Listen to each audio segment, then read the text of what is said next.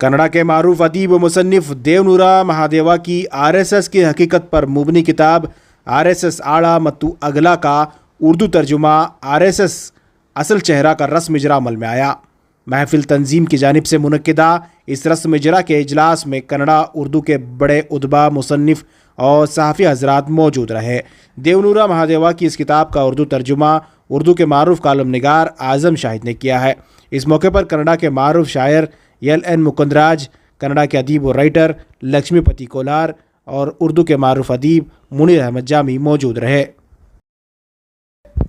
ये गुज़िश्ता साल जून के महीने में कन्नड़ा की बड़ी ही बुलंद ख़ामत शख्सियत जो अपने बेलाग तहरीरों के लिए, बेखौफ तबसरों के लिए और मुल्क की रोशन रिवायात के अलंबरदार की हैसियत से उनका बहुत बड़ा नाम है, न सिर्फ़ अपनी रियासत बल्कि पूरे हिंदुस्तान में।